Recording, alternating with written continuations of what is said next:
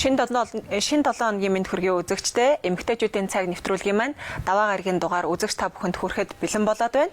За бид өнөөдрийнхөө зочны хоймортой Монгол улсын төрийн сойрхолд ардын жүжигчин Намсрын Совдыг урьж оролцуулаад энэ танд өдрийн мэнд хүргэе.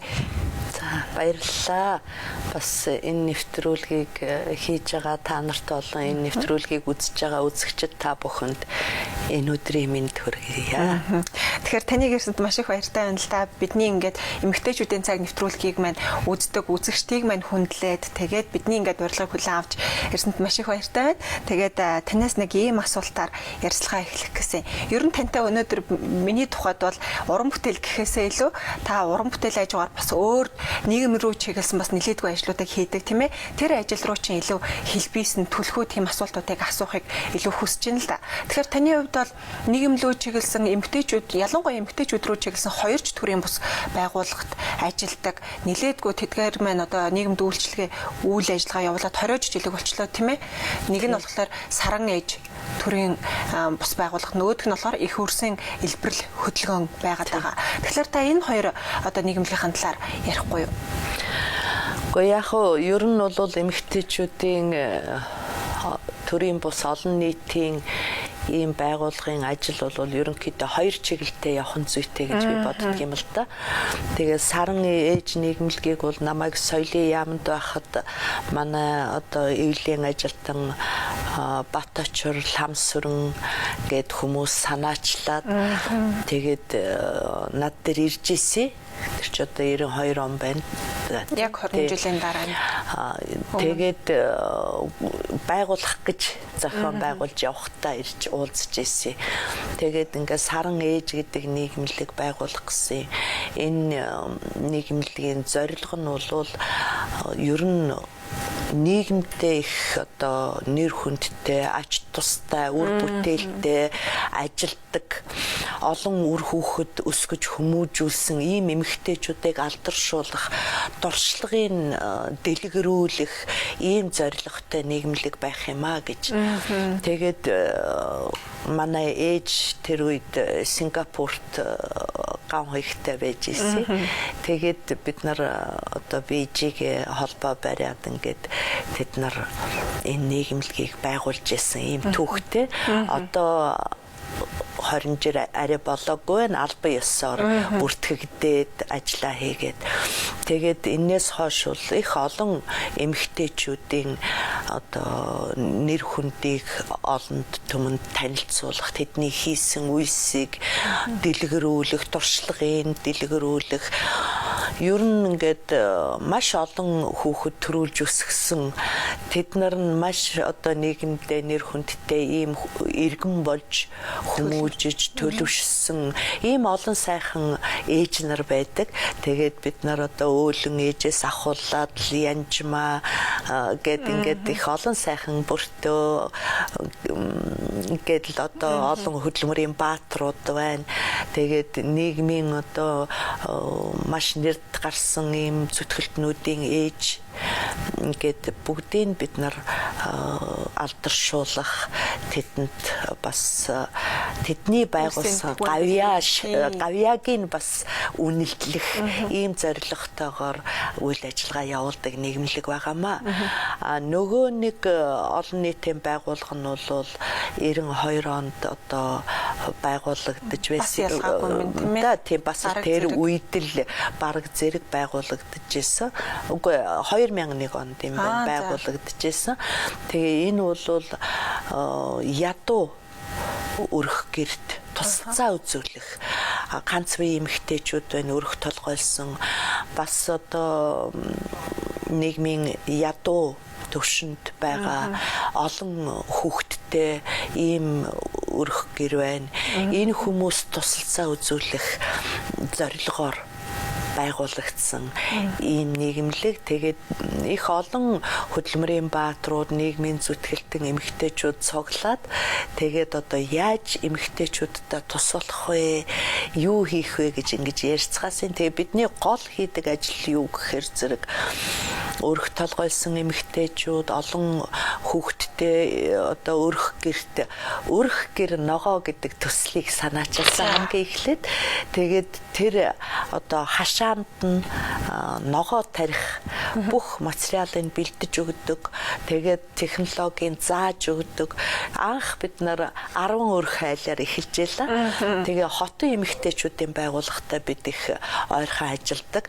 Яагаад гэхээр бид нар чинь дандаа ажилтаа эмэгтэйчүүд шүү дээ. Тэгэхээр зэрэг хотын эмэгтэйчүүдийн зөвлөл бол яг эмэгтэйчүүдийнхээ талаар илүү судалгаатай, илүү мэдээлэлтэй байдаг.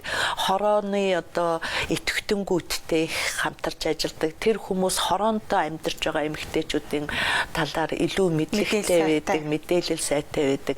Ингээд 10 өрхөөр эхэлжсэн бол одоо бараг 800 гаруй мянгад одоо өрх хайл энэ төсөлд хамрагдаад байна.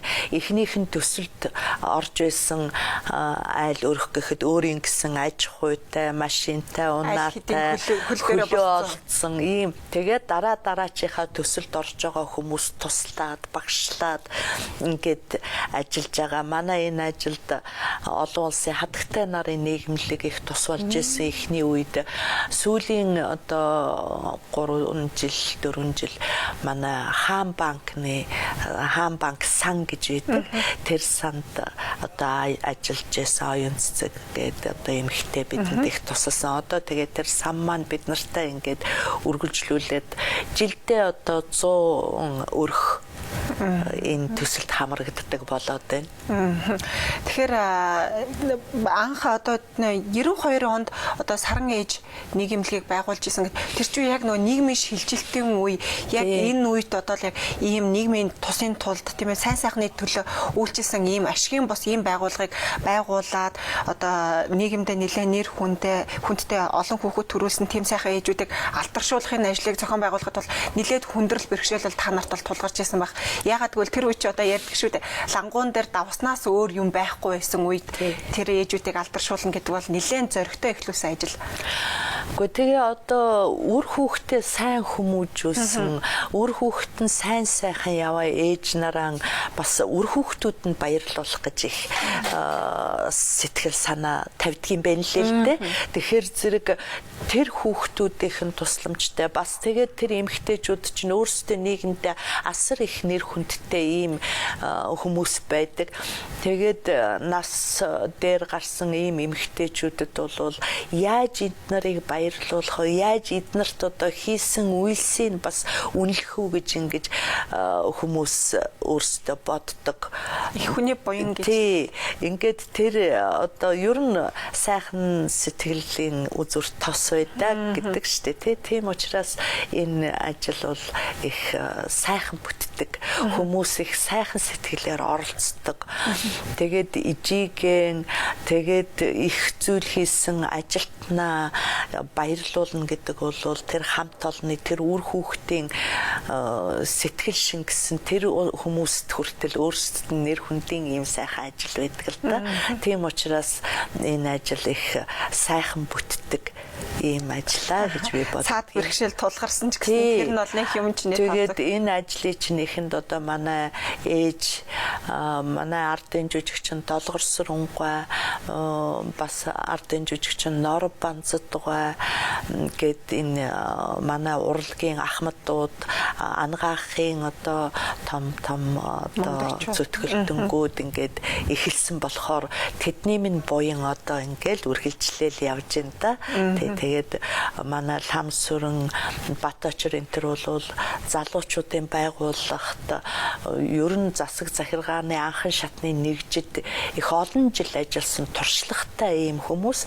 Тийм учраас тэр туршлага нь тэр сайхан сэтгэл нь бас энэ ажлыг ингэж хөтөлж явдаг. Тийм байна тийм ээ. Та түрүүн хэлжилээ байлаа л да ярианыхаа ихэнд олон хүүхэд төрүүлж өсгсөн нийгэмд аягүй сайхан үлгэр дуурайл үзүүлсэн тийм гавьяатай эхчүүдийг алдаршуулах зорилготой гэдэг чинь өнөөдөр хүртэл энэ маань одоо бараг 20 жил танаа нийгэмлэг үйл ажиллагаагаа явуулж байна. Одоо сүүлийн үед бол за 90 оны сүүлээс өнөөдрийг хүртэл ерөнхийдөө төрөлт бол нэлээд буурчаад ийн гэж штэ. Тэгэхээр би нэг ийм асуултыг асуумаар байна л да. Эмэгтэй хүний нийгэмд үзүүлж байгаа хамгийн том гавьяа бол бас нэг хичнээн сайхан хүүхэд тийм ээ төрүүлж өсгснөөр хэмжигдэнэ. Гэтэл одоо үед бол энэ байдлаас бахан буураад байгаа гэж ярьдаг.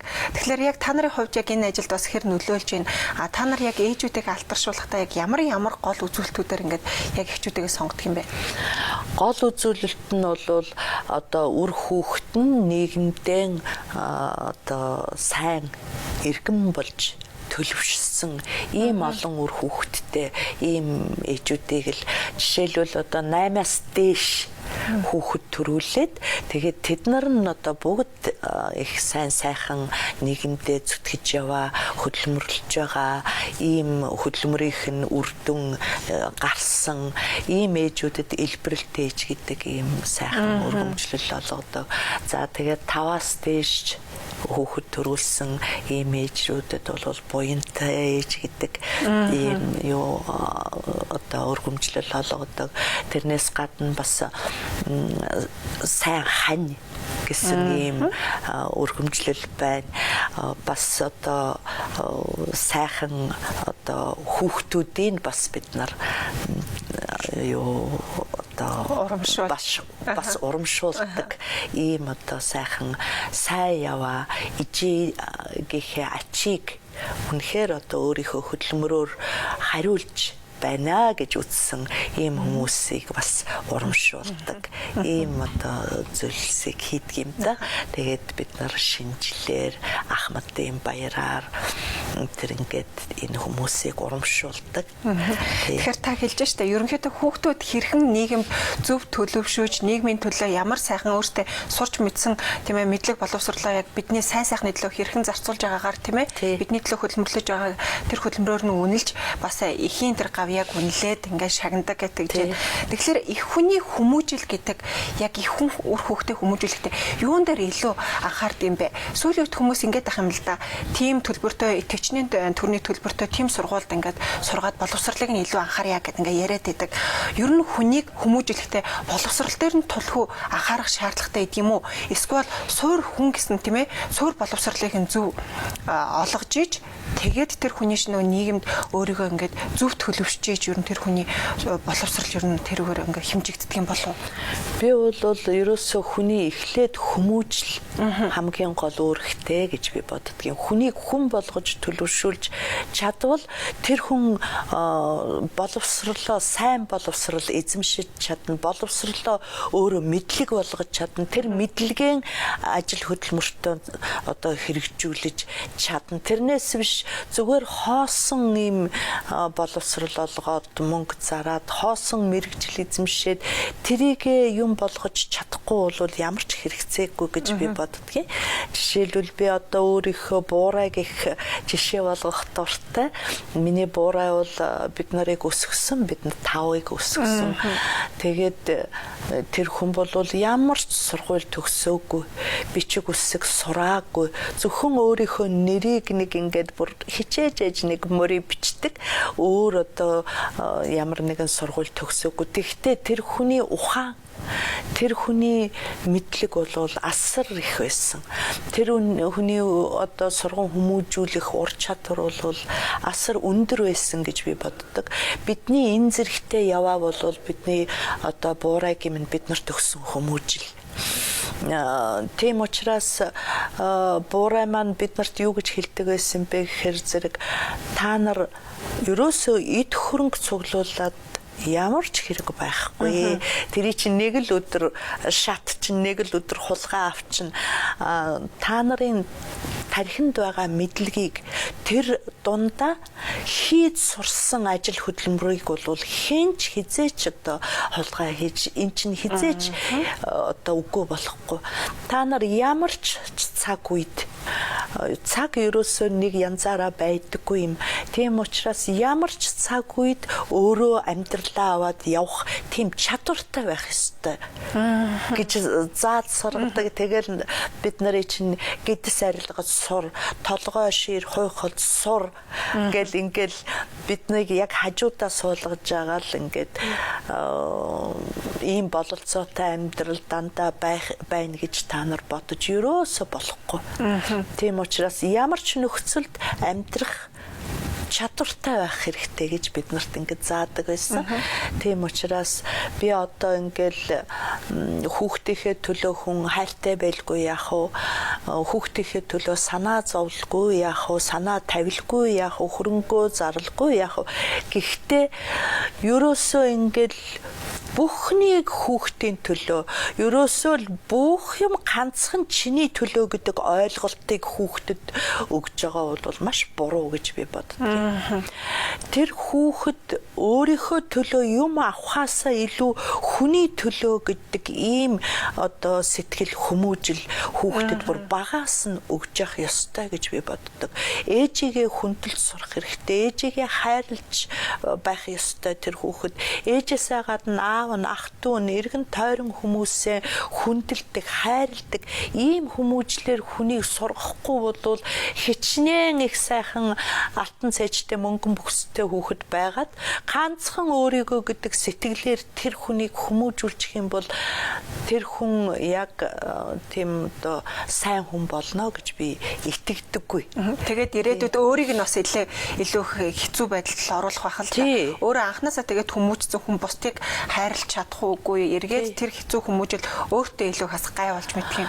Одоо чинь ингээл ой хүүхдэд суудал тавьж өг гэд ингээд хэлж байгаас сонсогддог. Хүүхэд ахмад хүнд суудал тавьж өгч явах ёстой гэдгийг бол тэр хүүхдэд бас аль алинд нь ер нь манайх чинь их туйлшрах дуртай шүү дээ. Үгүй бол ахмадаа та нар хүндэл одоо энэ ахмадын төлөө та нар байх ёстой гэдэг. Үгүй бол та нар энэ хүүхдийн төлөө байх ёстой гэдэг ийм одоо туйлшрал баймааргүй л надад санагддгийг. Тийм учраас хүүхдүүд ерөөсөө бие дааж өөрсдөө хүн болох энэ суурийн эцэг ихэн тавьж өгөх ёстой гэж би боддог штэ. Тэрнээс биш одоо ингээл бүх юмыг бэлдээл, бүх юмыг ингээл бэлэн байлгаад хангаад байхаар зэрэг тэр хүн өөрөө ерөөсөө амьдрах ухаан суудаггүй. Дандаа нийгмээс өнөөл бэлэн юм нэгтдэг ийм хүмүүжлийг хүүхдүүдтэй олгоод байна гэж. Тэгээд ер нь ажаад байхад одоо бас ийм тийм ялгуурлсан ийм хүмүүжил хүүхдүүдэд их байх шиг санагддаг юм. Тэгэл одоо зүгээр би тэрийг өөрийнхөө чихэр сонсоогүй. Гэхдээ одоо хүүхдийг тэр их мундаг сургуульд сурдаг. Өгөнд орохгүй бол чамайг өөр сургуульд өгөн шүүчих шиг тэгж ингэж хүүхэдтэй зэмлдэг, загнадаг их хэцүүд байдаг юм шиг байгаа. Тэгэхээр тэр чинь би тэрнээс дээгүүр гэдэг ийм одоо би зиндаах ийм зиндаархах ингэж юу одоо шинж их гараад байна уу да гэж би боддгийг. Энэ нэргээд хүмүүжилт нэлээд муугар нүдэлж.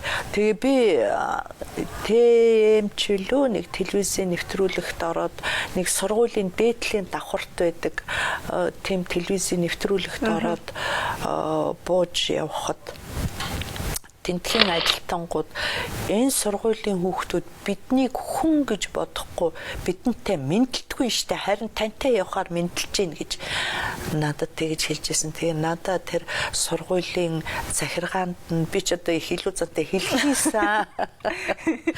Яаж тэгж болох вэ тийм ээ? Нэг байшинд байгаа. Тэгээд тэр чинь ямар ч хүмүүсийн тэнд ажиллаж байгаа улсууд бол насаар ахмад хүмүүс. Тэгэхэд тэр одоо ямар ч баян чинэлэг айлын хүүхэд тэр сургуульд сурч байлаач гэсэн тэр хүмүүстэй мэдлэл сурах хэрэгтэй шүү дээ тийм ээ. Хамгийн ихний хүмүүжил хүнтэй мэдлэл сурах хэрэгтэй. Гудамжинд байгаа одоо ямар ч хүнтэй гэсэн чи мэдлж чаддаг байх ёстой. Тэрнээс биш одоо тэгээд би гэдэг ийм юу нэлээд ийм газар авсан болов уу гэж би тэрнээс харж байсан. Тэгэхээр тэрийг эцэг эхүүд л хүүхдүүдтэй ойлгуулахгүй бол буруу ойлголтыг эцэг эхүүд л өгч байгаа. Зөв хүмүүжлийг эцэг эхүүд л өгч байгаа. Тийм учраас аль болохоор эцэг эхчүүд яг өөрийн чинь боломжтой байгаа цаг үе шиг дандаа чиний амьд байгаа цаг үе шиг хүүхэд чинь тийм амьдралаар амьдрна гэсэн баталгаа байхгүй. Тийм учраас ямар ч цаг үед нийгэмдээ өөрийн байр суурьтай амьдрах чадвартай ийм хүмүүжлийг хүүхэдтэй олгох ёстой л гэж би боддог. Их сайхан үг хэллээ, танд баярлалаа. Тэгэхээр та бүхэн ярилцлагыг үзэж сууж байгаа нийт үзэгч зарим эцэг эхчүүдэд маань бас нэгийг бодогдуулсан байх гэж бодож байна. Тэгээд эмэгтэйчүүдийн цаг нэвтрүүлэг маань нийт ярилцлагын тухайн зочинтойгоо ярилцлага өрнүүлэхийн зэрэгцээ нийт үзэгчдэд зориулаад танин мэдхүйн гоо сайхны мэдээллүүдийг бас давхар хүргэдэг. Тэгэхээр одоо өнөөдөр манай сэтгүүлч маань нийт үзэгчтэй болон та бүдэрт ямар тийм ээ гоо сайхны мэдээлэл зөвлөгөөг бэлтгэсэн байна. Тэр хоёлаа хамтдаа хүлээн авч үзээд студидтэй эргээд уулзцаая үзэгчтэй. За.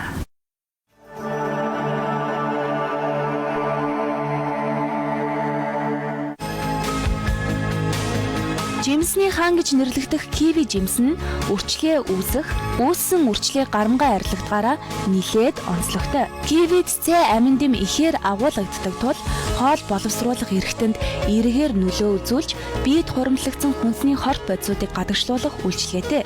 Энэхүү гайхамшигт жимс нь хүний уурэг тархины хэвийн үйл ажиллагааг дэмждэг төдийгүй тарих мэдрэлийн системийг тэтгэж байдаг байна. Стресс ихтэй хүмүүс эмчилгээний зорилгоор тухайн жимсийг хэрэглэдэг.